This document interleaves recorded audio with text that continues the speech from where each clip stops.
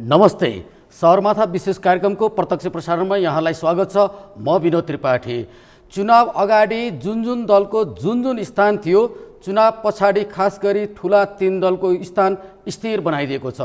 अहिले पनि माओवादीको स्थान जुन तेस्रोमा थियो त्यही छ, एमालेको स्थान दोस्रो या पहिलो र नेपाली कांग्रेसको स्थान पहिलो या दोस्रो त्यही नै अवस्थामा छ भने राप्रपाको स्थान अलिकति स्तरोन्नति भएको छ। यो बीचमा राष्ट्रिय स्वतन्त्र पार्टी पनि उदाएको छ। तर आज हामी खास गरी यो चुनावी परिणाममा देखिएको एउटा फरक दृश्यको कुरा गर्नेछौँ। खास गरी चुनावभन्दा अगाडि एउटा परिणामको प्रक्षेपण भएको थियो। खास गरी यस्तो होला, यो पार्टीको पोजिसन यस्तो होला भन्ने गर्दा त्यो भन्दा धेरै भिन्न खालको परिणाम आएको छ। त्यो हो एकीकृत समाजवादी, नेकपा एकीकृत समाजवादीले जुन परिणाम अहिले ल्यायो यो अति धेरै निराशाजनक भयो भन्ने छ। खास गरी कहिले कहिले एउटा खालको प्रक्षेपण हुन्छ, त्यो गलत साबित पनि हुन्छ। जस्तै एउटा उदाहरण छ, अमेरिकामा सन् 2017 मा चुनाव हुँदाखेरि डोनाल्ड ट्रम्प सर्वाधिक अलोकप्रिय भनेर चुनाव अगाडि विश्वका धेरै सङ्घ संस्था र मिडियामा छाएको थियो। त्यस पछाडि जब चुनाव सम्पन्न भयो तर डोनाल्ड ट्रम्पले नै चुनाव जितेर हिलारी क्लिन्टनले चुनाव हारिन्। त्यस्तै चुनाव अगाडि जे अनुमान गरिन्छ चुनाव पछाडि कहिले कहिले उल्टो आउँछ। त्यस्तै खालको परिणाम भोग्यो अहिले नेकपा एकीकृत समाजवादीले। आज हामी यसै विषयमा कुराकानी गर्नेछौँ।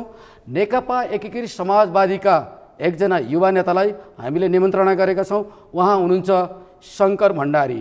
नेकपा एकीकृत समाजवादीको केन्द्रीय सदस्य हुनुहुन्छ शङ्कर भण्डारी। आउनुहोस् उहाँसँगको कुराकानी अगाडि बढाउँ। शङ्करजी, यहाँलाई स्वागत छ। हजुर, धन्यवाद। आराम हुनुहुन्छ? ठिक छु। गठबन्धनको सहयोग हुँदाहुँदै पनि नेकपा एकीकृत समाजवादीले खास गरी निराशाजनक तरिकाले किन चुनावमा पराजय भोग्नु पर्यो? हामी प्रत्यक्षमा जम्मा गठबन्धनमा 19 सिटमा चुनाव लडेका थियौँ। हजुर। अरूको पर्सेन्टेजको आधार हेर्ने हो भने जस्तै एमाले 144 मा लडेका थियो, झन्डै त्यसमा चाहिँ 44-45 उनले चाहिँ ल्याउन सफल भए र कङ्ग्रेस 91 मा लडेका थिए, त्यसमा चाहिँ उनको 55-56 सिट आयो भने हामी 19 मा 10 आउनु भनेको राम्रो पर्सेन्टेज हो। तर किन चाहिँ हामी समानुपातिकमा थ्रेसहोल्ड कटाउन सकेनौँ र किन अझ राम्रो गर्न सकेनौँ भन्ने 3-4 वटा कुरा म तपाईँलाई भन्न चाहन्छु। पहिलो कुरा, हामीले नयाँपन, नयाँ जनतालाई के दिन सक्यौँ र नयाँ 30 लाख युवाहरू थपिएका थिए, 30 लाख भोटरहरू। ती 30 लाख भोटरहरूलाई हामीले आकर्षण के गर्न सक्यौँ या सकेनौँ, हाम्रो पार्टीको समीक्षा हुन बाँकी छ। मेरो विचारमा हामीले त्यो आकर्षण गर्न सकेनौँ नयाँ भोटरहरूलाई। र नेकपा एकीकृत समाजवादीले समानुपातिक भोट माग्नमा कहाँ चाहिँ तपाईँको कमजोरी गर्यो। जस्तै 77 वटा जिल्लामा हामीले चाहिँ हाम्रा उम्मेदवार नभइसकेपछि समानुपातिक भोट माग्ने अभियानतिर हामी चाहिँ तपाईँको कति लागेनौँ, त्यो पनि एउटा कारण छ। र भर्खरै जन्मेको पार्टी भएको कारणले गर्दा हामी तत्कालै तपाईँको चुनावमा जानुपर्ने र चुनावमा गएपछि हाम्रो चिन्ह के हो भन्ने कुरा पनि र हाम्रा एजेन्डाहरू के हुन्, हाम्रा चाहिँ कार्यक्रमहरू के हुन् र जनतालाई हामीले के का लागि भोट माग्ने कुरा पनि बुझाउन नसकेको कारण पनि हुनसक्छ। र अर्को कारण, एउटा महत्त्वपूर्ण कारण पनि के हो भने यो जुन अहिलेका पुराना राजनीतिक दलहरू छन्, जति पुराना फेसहरू छन्, ती पुराना फेसहरूप्रतिको एउटा आक्रोश र यी चाहिँ तपाईँका अहिलेका भएका राजनीतिक दलहरूले जुन तरिकाले आफ्नो गति बढाउनु पर्थ्यो, आफ्नो चाहिँ तपाईँको गाडीको चाहिँ गति बढाउनु पर्थ्यो, त्यो नबढाएको कारणले नयाँ जुन स्वतन्त्र पार्टी लगायत अन्य जुन स्वतन्त्र व्यक्तिहरू लडेका थिएन, तिनको कारणले पनि गर्दा हाम्रो चाहिँ भोटहरू अरू ठाउँमा चाहिँ तपाईँको गएको हुनसक्छ। हजुर। खास गरी नेकपा एकीकृत समाजवादीलाई एउटा आरोप लाग्यो, सानो पार्टी भइकन नि पार्टी फुटेर पनि सत्ता लिप्सामा नेताहरू झुम्बिए, सत्तामा मात्रै टाँसिए, सत्तालाई मात्रै केन्द्रित भएर मन्त्रीमै मात्रै हानथाप गरे नेताहरू, जसले गर्दा सङ्गठन बनाउनुतिर पार्टीले ध्यानै दिएन। सङ्गठन निर्माणमा ध्यान नदिए पछाडि नजिक चुनाव आयो अनि बल्ल एकीकृत समाजवादीले को होस खुल्यो भन्ने छ। तपाईँलाई के लाग्न सक्छ? खास गरी शीर्ष नेताहरूले सङ्गठन निर्माणलाई ध्यान नदिएर चुनावको मुख्यमा आउँदाखेरि विभिन्न प्रकारका आफ्नो सदस्यता वितरण गर्ने, सङ्गठन निर्माणका अनेक यावत पक्षमा ध्यान नदिँदाखेरि यो परिणाम बेहोर्नु परेको जस्तो लाग्छ, लाग्दैन? तपाईँले भनेको कुरामा आंशिक सत्यता पनि के छ भने हाम्रा पार्टीका दुईटा नेताहरू, दुईटा पूर्व प्रधानमन्त्री भइसकेका, एउटा सम्मानित नेता झलनाथ खनाल र अर्को हाम्रो पार्टीको अध्यक्ष माधव नेपाल, उहाँहरू के चाहिँ ढुक्क हुनुभयो भने हाम्रो चाहिँ समानुपातिकमा मजाले थ्रेसहोल्ड गर्छ, हामी त देशको पूर्व प्रधानमन्त्री भइसकेको र पार्टी पनि चाहिँ तपाईँको अब नेकपा एमालेबाट विभाजन गरेर अब धेरै सङ्ख्यामा केन्द्रीय सदस्य पनि र सांसद पनि भएको, सरकारमा पनि भएको, हामीलाई टेन्सन छैन भन्ने उहाँले चाहिँ ठान्नुभयो। अहिलेको नयाँ युगले के मागिरहेको छ, नयाँ समयले के मागिरहेको छ, नयाँ जनमतले के खोजिरहेको छ, त्यतातिर हामी अलिकति चाहिँ तपाईँको हामीले ध्यान नदिएको जस्तो हाम्रो पार्टीका नेताहरूले जस्तो लाग्छ। किनभनेदेखि म तपाईँलाई उदाहरण दिएर भनौँ, जस्तै हाम्रो पार्टीमा 19 जना गठबन्धनमा भागभण्डा लिँदै गर्दाखेरि 40 वर्षभन्दा मुनिको एकजना पात्र पनि हाम्रो उम्मेदवार हुन सकेन भने नेकपा एकीकृत समाजवादी पार्टी पनि अरू पार्टीभन्दा ठ्याक्कै भिन्न भएको त हामीले पनि त्यो आभास गर्न सकेनौँ, त्यो अनुभूति गर्न सकेनौँ। किनभनेदेखि अहिलेको समय, अहिलेको युग, अहिलेको चाहना भनेको युवा आकर्षण पनि छ। जस्तै राष्ट्रिय स्वतन्त्र पार्टीको रवि लामिछानेको कुरा पनि हेरौँ नि हामीले, किनभने उहाँहरूको पार्टीमा भएका पनि राष्ट्रिय चर्चित व्यक्तित्वहरू त कोही पनि छैन। राष्ट्रिय चर्चित व्यक्तित्व नभए पनि उहाँहरूले चुनाव जितेर देखाउनु भयो। हाम्रा पार्टीका पनि प्रदेशमा तथा अन्य पार्टीले पनि जहाँ जहाँ अलिकति युवाहरूलाई लडाएको छ त्यहाँ लगभग युवाहरू सफल भएका छन्, धेरैभन्दा धेरै पर्सेन्टमा। त्यसैले हाम्रो पार्टीका नेताहरू, शीर्ष नेताहरू, समग्र हाम्रा पार्टीका जुन पार्टीलाई ड्राइभ गर्ने टप 10 त्यहाँभित्रका अथवा अझै ठुला नेताहरू भनौँ, उहाँहरूले अझै चाहिँ आफूलाई सुधार गर्नुपर्ने र यो पार्टीलाई पनि सुधार गरेर अगाडि बढायो भने मात्र नेकपा एकीकृत समाजवादीको औचित्य हुन्छ, त्यो देशको लागि पनि हुन्छ, त्यो जनताको लागि पनि हुन्छ, समृद्ध देश नेपाल विकास गर्नको लागि पनि हुन्छ। होइन त्यही गतिमा जाने, पुरानै ढर्रा पुरानै शैलीबाट जाने हो भने हाम्रो पार्टी मात्रै होइन हरेक पार्टीलाई चुनौती आएकै छ। अझ चाहिँ यी चुनौतीहरू थपिएर जानेवाला छ। हजुर, तपाईँ चुनावमा कर्णाली प्रदेशमा खटिनु होइन, सुदूरपश्चिम प्रदेश, सुदूरपश्चिममा असम, त्यहाँको अवस्था कस्तो भयो? खास गरी तपाईँ त अहिले त्यही चुनाव सकाएर यता आउनुभयो होइन, पार्टीको अवस्था, गठबन्धनको अवस्था र समग्र चुनावलाई तपाईँले सुदूरपश्चिमको अथवा कर्णाली भनौँ त्यतै दुईवटा प्रदेशको तपाईँले कस्तो पाउनुभयो? सुदूरपश्चिम प्रदेशमा हाम्रो पार्टीको गठबन्धनको 3 जना हामीले सङ्घीय उम्मेदवार पाएका थियौँ। 3 जनाको हामी 3 जना जितेर देखाएका छौँ सङ्घीय उम्मेदवारमा। प्रदेशमा हामीले चाहिँ गठबन्धनमा विशेषतः सुरुमा 2 जना पाएका थियौँ, पछि बाजुरामा पनि अलिकति नेगोसिएसन गरेर बाजुराको प्रदेश सांसद पनि हामीलाई कङ्ग्रेसले सपोर्ट गरेका थियो। त्यसैले चाहिँ माओवादी र हाम्रो मित्र प्रतिस्पर्धा थियो, त्यहाँ पनि हामीले जित्यौँ। समग्रमा सुदूरपश्चिममा र कर्णाली प्रदेशमा गठबन्धनले चुनाव जितेको छ र जस्तै अरू ठाउँको जस्तो सहरी इलाकाको भन्दा फरक चाहिँ छ। किनभने कर्णाली प्रदेश र सुदूरपश्चिममा गठबन्धनबाट जो लडेका हुन्, एकाध हार्नु बेग्लै कुरा छ होइन, तर धेरैभन्दा धेरै। तर सुदूरपश्चिममा गठबन्धनमा माओवादी पाटा पाएका सबै सिटहरू सङ्घीय सांसदका सबै गुमे। त्यसैले चाहिँ माओवादीप्रतिको त्यहाँ विकर्षण देखेको छ, समाजवादीको चाहिँ त्यहाँ तपाईँको 3टाका 3टै जितेको कारणले हाम्रो पार्टीको चाहिँ आकर्षण देखेको छ। प्रतिपक्ष एमालेको अवस्था कस्तो भयो त्यहाँ? एमालेको त अब असाध्यै दयनीय अवस्था सुदूरपश्चिममा भयो। किनभने धेरै चाहिँ तपाईँको सङ्घीय माननीयहरू त्यहाँ सबै चाहिँ तपाईँको हारे। त्यहाँको इन्चार्ज लेखराज भट्ट, सह इन्चार्ज कर्ण थापा, त्यहाँको 1 जना अध्यक्ष मात्रै प्रदेशको उहाँले जित्नु भएको छ, अरू 1-2 जनाले जितेका छन्। नत्र धेरैभन्दा धेरै अहिले चाहिँ एमालेको अवस्था सुदूरपश्चिममा असाध्यै नाजुक छ। पार्टी फुट्नुभन्दा अगाडि तपाईँ पनि एमाले नै हो। सुदूरपश्चिमलाई हेर्दाखेरि खास गरी पछिल्लो पटक एमाले सुदूरपश्चिममा धेरै पराजय भोग्नु पर्यो, धेरै नोक्सान भोग्नु पर्यो भन्ने कुरा आइरहेको छ। त्यो केही कारणहरूमध्ये भीम रावललाई टिकट नदिनु, भीम रावललाई चिडाउनु, एमाले समेट्न नसक्नु भन्ने कुरा आएको छ। तपाईँ एउटा त्यहाँको युवा नेताको नाताले, एकीकृत समाजवादीको नेता होइन, युवा राजनीतिक नेताको नाताले भीम रावललाई एमाले टिकट नदिँदाखेरिको नोक्सानको खास फेवरिस त के पाउनुभयो? एउटा कारण चुनाव हार्नको कारण त्यो पनि हुनसक्छ। किनभनेदेखि भीम रावल पनि लामो समयदेखि सुदूरपश्चिमको इन्चार्ज भएको, कमान्डर भएको, हरेक गाउँ हरेक चाहिँ तपाईँको घर घर पुग्नुभएको नेता, एउटा राष्ट्रवादी नेता, त्यहाँको एउटा ठुलो हाइट भएको नेता हुनुहुन्थ्यो एमालेभित्र। उहाँलाई चाहिँ केपी ओलीले जुन चाहिँ तपाईँको दण्डित भनौँ अथवा जे भनौँ अथवा टिकट दिनु भएन भनौँ होइन, त्यो नभइसकेपछि जनताहरूको आक्रोश पनि हुनसक्छ। त्योभन्दा पनि महत्त्वपूर्ण कुरा के हो भने नेकपा एमाले पार्टी जुन एउटा विधि पद्धति र सिद्धान्तभन्दा बाहिर गएर चलेको छ होइन, त्यो सबै यावत कारणहरूले त्यसको मुख्य नेतृत्वको कारणले गर्दा नेकपा एमाले बढारिन गएको हो। पहिलो मुख्य कारण त त्यो हो। किनभनेदेखि नेकपा हुँदाखेरि त्यसको नेतृत्व कमरेड केपी ओलीले गर्नुभएको थियो, पार्टी अध्यक्ष पनि उहाँ हुनुहुन्थ्यो, देशको नेतृत्व पनि उहाँले गर्नुभएको थियो। त्यो उहाँले गरेको नेतृत्वको समयावधि सबै चाहिँ जनताले मूल्याङ्कन गरेर राखेका थिए। सुदूरपश्चिमका जनताले विविध कुराहरूका कारणले गर्दा नेकपा एमाले गर्दा त्यहाँ चाहिँ तपाईँको चुनाव हार बेहोर्नु परेको। किनभनेदेखि त्यहाँको इन्चार्ज पनि ठ्याक्कै चाहिँ माओवादीबाट आएर चाहिँ तपाईँको इन्चार्ज हुनुभएको थियो, एउटा लामो समयदेखि एमालेमै दुःख गरेर त्याग गरेर चाहिँ आउनुभएको भीम रावल चाहिँ बाहिर हुनुहुन्थ्यो। यी यावत कारणहरू त्यहाँ चाहिँ तपाईँको छन्। अब एकीकृत समाजवादीमा फर्कन चाहे, खास गरी एकीकृत समाजवादी अहिले अब सरकारमा जान त पक्कै खोजिरहेको छ। पछिल्लोबाट हेर्दाखेरि तपाईँलाई के लाग्न सक्छ, एकीकृत समाजवादीले अबको बाटोलाई त्यही चुनाव अगाडिकै बाटोलाई नै निरन्तरता दियो भने ठिक लाग्छ कि बाटो अलिकति परिवर्तन गरेर जनताका मन जित्ने अन्य कामहरू गरेर बाटो बदल्न एकीकृत समाजवादीले जरुरी छ? यो खास गरी केन्द्रीय नेता, अध्यक्ष, शीर्ष नेतृत्वलाई तपाईँले भन्नु पऱ्यो भने, अब त तपाईँ काठमाडौँ आउनुभएको छ, अब के कसरी जानुपर्छ भन्ने एकीकृत समाजवादीलाई तपाईँले देख्नु भएको छ? पहिलो कुरा त यो सरकारमा जाने र नजाने कुरा म त्यति ठुलो ठान्दिनँ। सरकारमा जाने भनेको पटक पटक गइराखेका छन्, तर सरकारमा जाने व्यक्तिहरूले मन्त्री हुनेले, प्रधानमन्त्री हुनेले के कमिटमेन्ट गर्न पर्यो भने हामी हाम्रो कार्यकालमा यो काम गरेर देखाउँछौँ, देशको समृद्धि यो गर्छु, बाटाघाटाहरू यो बनाउँछु, हस्पिटल यो बनाउँछु, आफ्नो क्षेत्र जे छ, आफ्नो मन्त्रालयको काम जे छ, यो हामी यति वर्षभित्र अथवा यति महिनाभित्र हामी काम गरेर सक्छौँ भनेर जनताका बिचमा छर्लङ्ग चाहिँ कमिटमेन्ट हुनु पर्यो। यो सिलसिलेभर सामान्यतः तरिकाले क्याबिनेटमा गएर अथवा देशको प्रधानमन्त्री भएर कुनै काम छैन। हेर्नुहोस्, कुनै नयाँ जोस जागर नेपाली जनतामा आउनेवाला छैन। अहिले कोही यी जुन पात्रहरू देखेका छन्, यी पात्रहरूमध्ये प्रधानमन्त्री हुने बित्तिकै कुनै चाहिँ तपाईँको यहाँ नयाँ अनौठो हुन्छ भन्ने कुरा हामीले सोचेका छैनौँ र पछाडिका पिँढीहरूले पनि सोचेका छैन।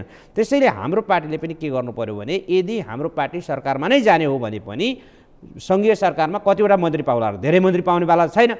ती मन्त्रीहरू पायो भने पनि जति पाओस्, 3, 4, 5 जति पाओस्, ती पाएका मन्त्रीहरूले पनि राम्रो पर्फर्मेन्स काम गर्न सक्छन् कि सक्दैनन्? आफ्नो चाहिँ तपाईँको क्षमता देखाएर राष्ट्रप्रति के चाहिँ तपाईँको काम गर्न सक्छन्? राम्रो काम गर्न सक्ने क्षमता अब त्यो सङ्केत देख्नुहुन्छ तपाईँले? होइन, गर्न सक्छन् कि सक्दैन भन्ने कुरा कस्ता पात्र जान्छन्, ती पात्रहरूले के गर्छन्, ती गरिसकेपछि हामी मूल्याङ्कन गर्छौँ। गठबन्धन त्यही हो, सिस्टम यही हो, तपाईँलाई विश्वास लाग्ला? होइन, भएका जस्तै हाम्रो 10 जना माननीय हुनुहुन्छ, राष्ट्रिय सभामा हुनुहुन्छ, यो गरेर गर्दा हाम्रा केही मान्यहरूले राम्रो काम पनि गर्नु होला, तर देशमा उहाँहरूले कसरी गर्नुहुन्छ भन्ने कुरा हामीले त्यो हेर्न बाँकी छ काम गरिसकेपछि। त्यसैले अब हाम्रो पार्टीले गर्नुपर्ने के हो, म अघि तपाईँको क्वेसनमा आउन चाहन्छु। हाम्रो पार्टीले पहिलो कुरा त के गर्नु पर्यो, यो सम्पूर्ण समीक्षा गर्नु पर्यो र हामीले नयाँ तरिकाबाट अगाडि बढ्ने किसिमले पार्टीलाई रिफर्म हामीले गर्नै पर्ने हुन्छ। होइन, पार्टीलाई हामीले रिफर्म कसरी गर्नु पर्यो त भनेदेखि अहिलेको चाहिँ यो जनमतले के मागेको छ, त्यो जनमतले मागे अनुसार हाम्रो गतिलाई द्रुत गतिमा बढाउनु पर्यो। जस्तै म त के भन्छु भने, नेकपा एकीकृत समाजवादी पार्टी, त्यसका पनि दुईटा शीर्षस्थ नेता, होइन, देशका प्रधानमन्त्री भइसकेका दुईटा नेताहरूले एउटा चाहिँ तपाईँको माहौल बनाएर सिर्जना गरेर वामपन्थी जुन शक्तिहरू छन्, यी छरिरहेका शक्तिहरूलाई एक ठाउँमा ल्याएर त्यसको चाहिँ कमान्डिङ गर्ने। पहिलो कुरा, कम्युनिस्ट पार्टी ठुलो बनाउने, किनभने यो विभाजन भएर टुक्री टुक्री बसेर अलग अलग पसलहरू, नाङ्लाहरू थापेर दोकानहरू धेरै चल्दैनन्। हेर्नुहोस्, त्यसैले चाहिँ तपाईँको पहिलो कुरा हाम्रा दुईटा नेताहरूले अन्य विभिन्न चाहिँ तपाईँको छरिएर रहेका कम्युनिस्ट पार्टीहरूलाई गोलबन्द गरेर शक्तिशाली ठुलो कम्युनिस्ट पार्टी बनाउने, त्यसमा जो आउन चाहन्छन्, नआउन चाहनेलाई छाड्ने। नम्बर 1, यदि त्यो अहिले तत्काल गर्न सकेन भने पनि हामीले वार्डदेखि टोल तहदेखि एउटा नयाँ चाहिँ तपाईँको अवस्था सिर्जना गरेर हामीले काम गर्ने। जस्तै नयाँ अवस्था सिर्जना भनेको के भनेदेखि, पुरानै सङ्गठन, पुरानै शैली, पुरानै पद्धति भयो भने त्यो नयाँ हुँदैन, सबै कुरामा नयाँ हुनु पर्यो। जस्तै हाम्रो स्थायी कमिटीमा, पार्टीको सचिवालय कमिटीमा, पार्टीको पोलिट ब्युरोमा, पार्टीको केन्द्रीय कमिटीमा, जिल्ला कमिटीमा हरेक चाहिँ तपाईँको वृद्ध, युवा र चाहिँ तपाईँको त्यसमा पनि बुद्धिजीवी हरेकलाई त्यो यो गरेर एउटा प्रकारको पर्सेन्टेज छुटाएर त्यहाँ चाहिँ तपाईँको मान्छेहरूलाई समावेश गराउनु पर्यो। महिला, दलित सबै कुराहरू मिलाएर, होइन, बौद्धिक वर्ग। जस्तै के भइराखेको छ भने नेपालको राजनीतिमा सबै चिज चाहिँ तपाईँको अरू चिजमा चाहिने, होइन, एउटा खर्दार हुनलाई पनि एसएलसी पास चाहिने, तर नेपालको राजनीतिमा न एजुकेसन चाहिन्छ, न एज चाहिन्छ, न चाहिँ तपाईँको कुनै चाहिँ तपाईँको क्षमता चाहिन्छ। होइन, म यति वर्षदेखि लामो चाहिँ तपाईँको जेलमा बसेको, म यति वर्षदेखि यो पार्टीमा लागेर जुत्ता फटाएको भन्ने हिसाबबाट चाहिँ तपाईँको नेपालको राजनीति अगाडि बढिरहेको छ। त्यसैले यो हामीले चिरफार गर्नुपर्छ। जस्तै तपाईँले शङ्करजी, म यसैमा छोडेँ, खास गरी म समयलाई ध्यान दिँदै, खास गरी पार्टी एकीकरणको कुरा गर्नुभयो। पार्टी एकीकरणको कुरा गर्दाखेरि पछिल्लो पटक माओवादी केन्द्रसँग एकीकरणका सम्भावनाहरू धेरै कुराहरू आए। त्योभन्दा अझ पर गएर हेर्दाखेरि एमालेसँग पनि एकीकरणका कुराहरू आए। यी दुवै एकीकरणका कुराहरू तपाईँलाई के लाग्नु सक्छ, सम्भावना के देख्नु भएको छ? होइन, अब मेन कुरा त के हो भनेदेखि हामीले हिजो पनि नेकपा बनाएकै हौँ। तत्कालीन माओवादी र तत्कालीन एमाले दुईटा ठुला पार्टी मिलेर नेकपा बनेको थियो। त्यसैले अहिले पनि हामी नेकपा बनाउनका लागि हामीलाई कुनै हिचकिचाट पनि हुँदैन, समस्या पनि हुँदैन। किनभनेदेखि हिजो हामीले गरेका गल्ती कमजोरीहरू जनताका बिचमा माफी माग्ने, हामीले हिजो नेकपा बनायौँ, त्यो असफल भयो, हाम्रा सबैका कारण होलान्, कसैका बढी होलान्, कसैका कम होलान्।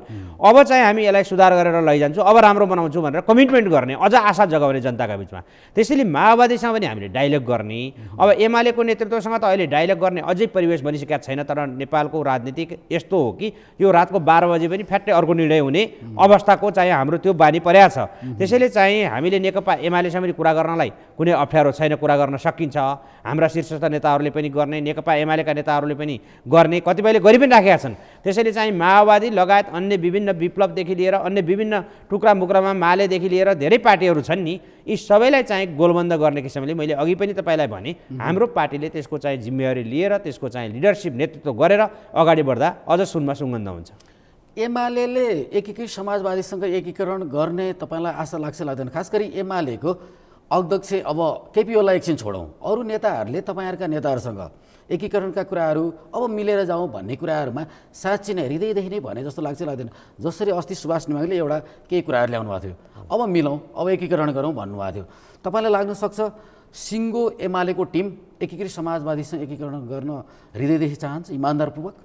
मलाई लाग्छ त्यहाँका धेरैभन्दा धेरै नेताहरू, धेरै कार्यकर्ताहरू एकीकृत समाजवादी पार्टीलाई एकीकरण गरेर मिलाएर जानुपर्छ भन्नेमा छ।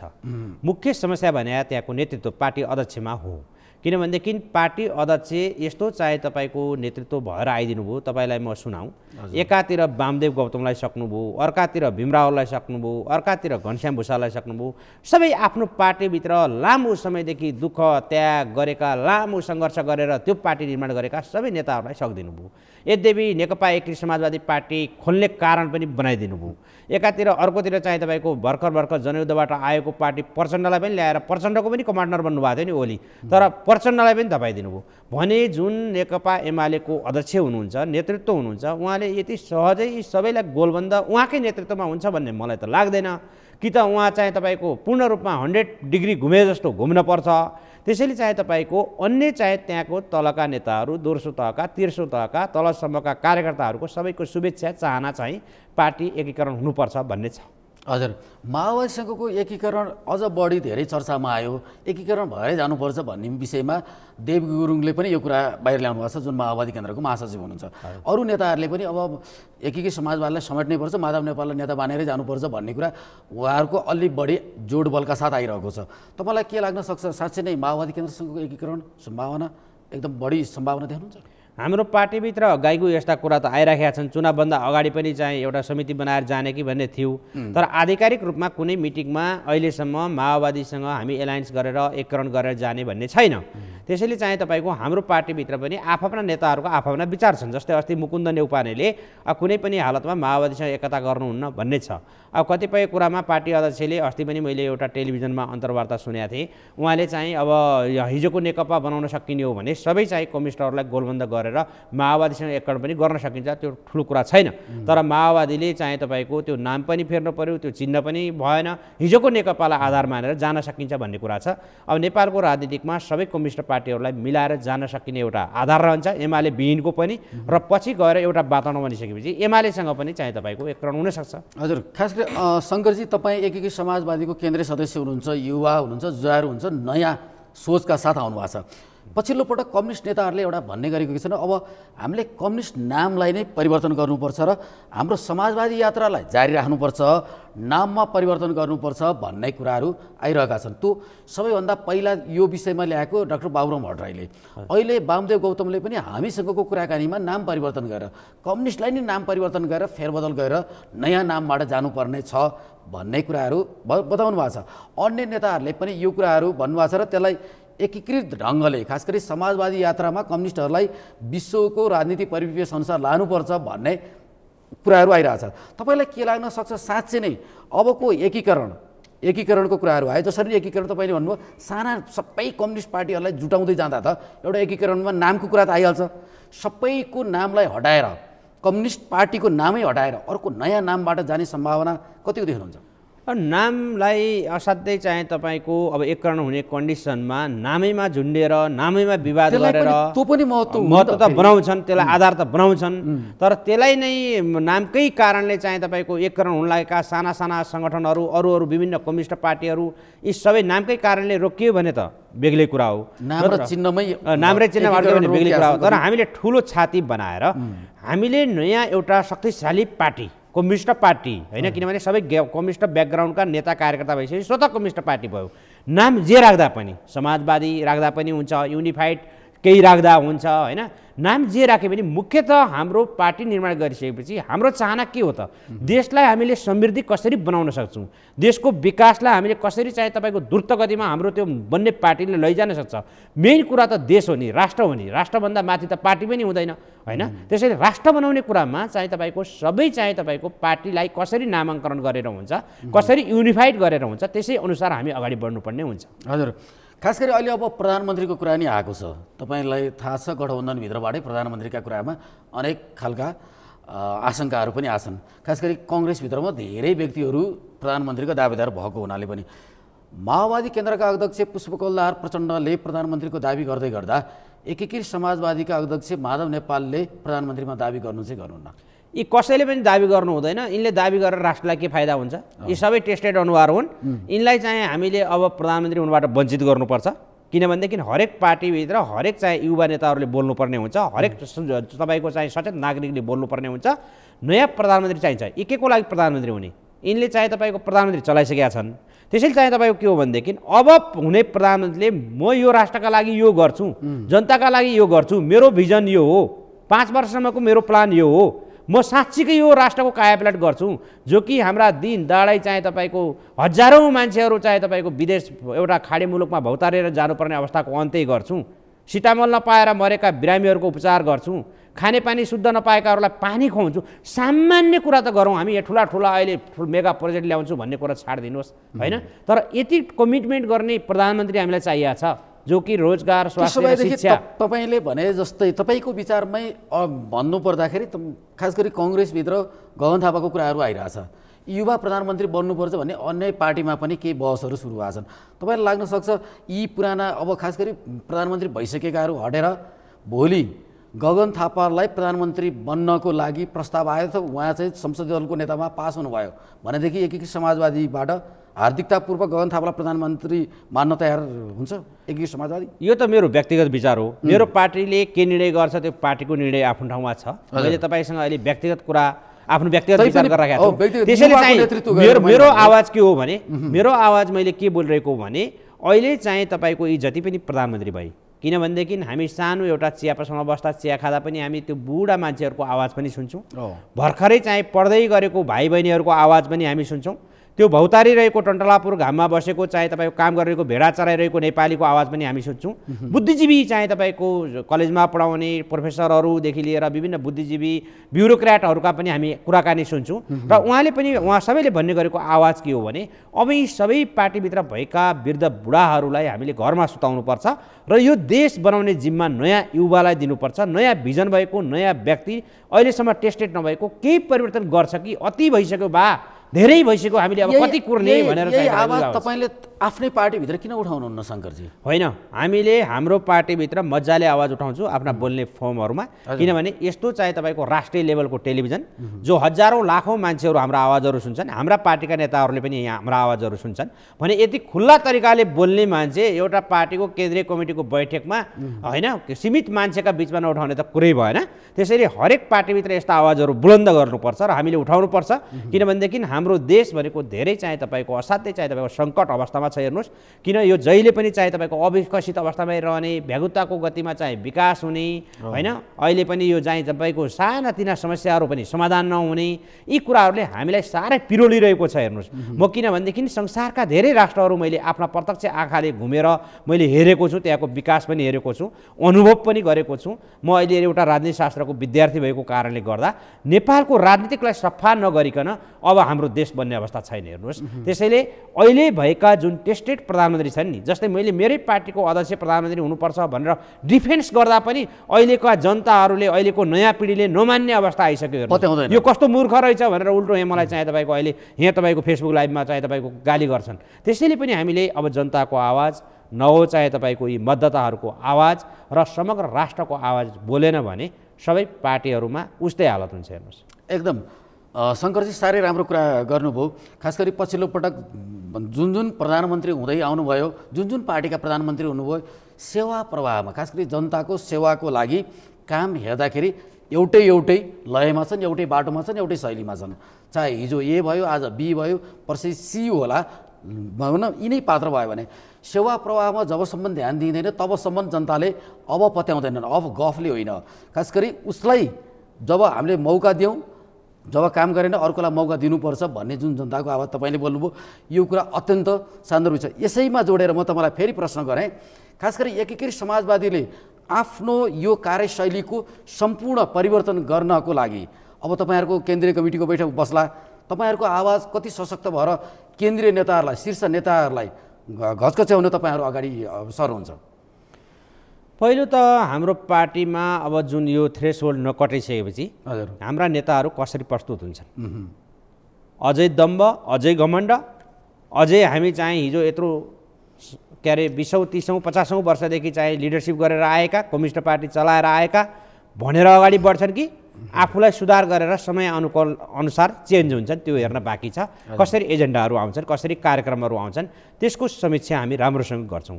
किनभनेदेखि नेकपा एकीकृत समाजवादी पार्टी हामीले चाहिँ तपाईँको खोलिसकेपछि हामीले नयाँ गति दिन सकेनौँ भने, नयाँ आकर्षण दिन सकेनौँ भने, समय अनुकूल चल्न सकेनौँ भने त्यो सिद्धिन्छ।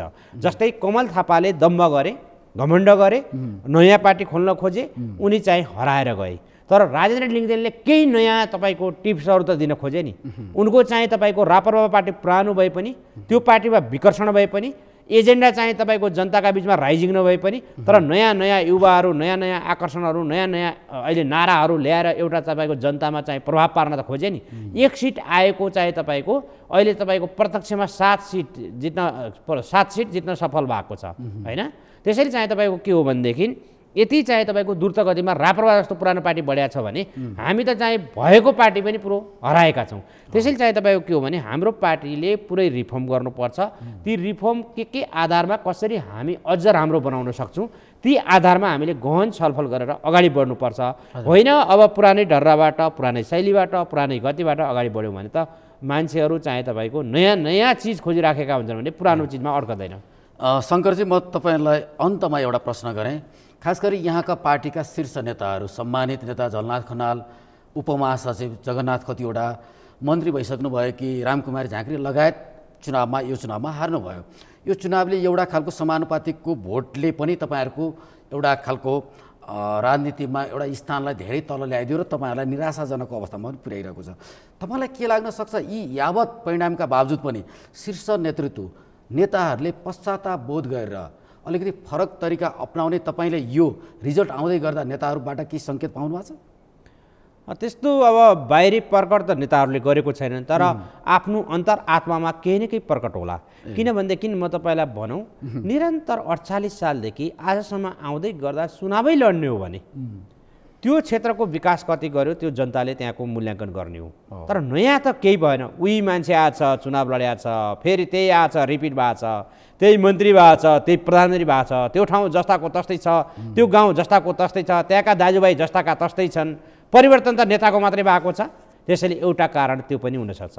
अर्को कारण अहिले चाहिँ तपाईँको चुनाव हार्नको हाम्रो जुन अलिकति शीर्षस्थ नेताहरू लगायत हाम्रो पार्टीको केही नेताहरूले हारे नि, गठबन्धनको अन्य चाहिँ शक्तिसँग त्यहाँ जुन हाम्रो पार्टनर छ माओवादी, कङ्ग्रेस, अन्य शक्ति, तिनीहरूसँग चाहिँ तपाईँको समन्वयात्मक सम्बन्ध कस्तो थियो, आफू सत्तामा बस्दा, आफू पावरमा बस्दा के व्यवहार भएको थियो, यी सबै यावत कारणहरू हुन्छन्। अब कतिपय धाँधलीका कुरा पनि हाम्रो सम्मानित नेताले उठाउनु भएको छ होइन, त्यसको छानबिन होला, आफ्नो ठाउँमा छ।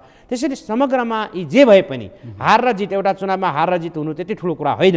तर पनि खास कुरा के हो भने हाम्रो पार्टीको जुन हाम्रो थ्रेसहोल्ड नकटिसकेपछि, समानुपातिकमा हामीले राम्रो मत नल्याइसकेपछि हाम्रो पार्टीलाई अब कसरी सुधार गर्ने भन्ने कुरामा हामी सबै चिन्तित हुनुपर्छ। नेताहरू चिन्तित हुनुपर्छ। पार्टीलाई सुधार सँगैसँगै देशलाई सुधार गर्नुपर्छ। आफ्नो घरलाई नै सुधार गर्न सकिएन भने देश पनि सुधार गर्न सकिँदैन। त्यसैले पहिलो कुरा हामी पार्टी सुधार गर्नु पर्यो होइन, कुन तरिका अपनाएर हुन्छ। त्यसपछि चाहिँ तपाईँको देश सुधार्ने गर्नेतिर हामी सबै लाग्नुपर्छ। तपाईँले यो विकृतिका कुराहरू उठाउँदै गर्दा आफ्नै पार्टीभित्र पक्कै उठाउनुहुन्छ आउने दिनहरूमा? अवश्य उठाउँछौँ। हामी पहिलेदेखि पनि उठाइराखेका छौँ। विभिन्न चाहिँ लेखहरू मार्फत, यी विभिन्न टेलिभिजन रेडियो मार्फत, पार्टीका मिटिङ मार्फत, नेताहरूसँग भेट्दा भएन है, यो तरिका भएन, यो गति भएन है, यी नेताहरू भएन है भन्छौँ हामी होइन। त्यसैले चाहिँ तपाईँको नयाँ आकर्षण हुने किसिमले नेतृत्व पनि त्यो हुनु पर्यो, सङ्गठन पनि होइन। जस्तै नयाँ नेतृत्वमा आकर्षण के छ त भन्ने कुरा जनमतले जनताले जुन मान्छेले भोट हाल्छन् होइन तिनीहरूले भोटरहरूले पनि चाहे तपाईँको आकर्षण देख्नु पर्यो नि यो नेतालाई हामीले भोट हाल्दा यो पार्टीलाई भोट हाल्दा यो हुन्छ है भन्ने कमसेकम आशा जगाएको हुनु पर्यो अनि मात्र पो भोट आउँछ त। जस्तै रवि लामिछानेले खोलेको कति समय भयो त केही न केही आशा जगाएर आएको होला नि। मान्छेले यसलाई हल्का टिप्पणी गर्छन् होइन यो त आएर उसले लगाएको खोला जस्तो हराएर जान्छ भन्छन्। टिप्पणी गर्नु मात्रै सतही तरिकाले होइन राजनीतिक दृष्टिकोणले हेर्नुपर्छ। किन चाहे तपाईँको यत्रो चाहे तपाईँको 23-24 सिट ल्याउन किन तपाईँको चाहे रवि लामिछानेको पार्टीले सक्यो त 6 महिनामै। त्यसैले यी कुराहरू गम्भीर समीक्षा गरिकन हामी अगाडि बढ्नुपर्ने हुन्छ। हस् त शङ्करजी यहाँका सुन्दर विचार हामीलाई दिनुभयो दर्शकहरूलाई सुनाइदिनु भयो। समयको लागि यहाँलाई धेरै धेरै धन्यवाद। धन्यवाद विनोदजी तपाईँलाई पनि। हजुर आदरणीय दर्शकवृन्द आज हामीसँग हुनुहुन्थ्यो नेकपा एकीकृत समाजवादीका केन्द्रीय सदस्य शङ्कर भण्डारी। उहाँसँगको यो कुराकानी कस्तो लाग्यो आवश्यक सल्लाह र सुझाव दिनुहोला। हस्त आजलाई बिदा दिनुहोस्। नमस्ते।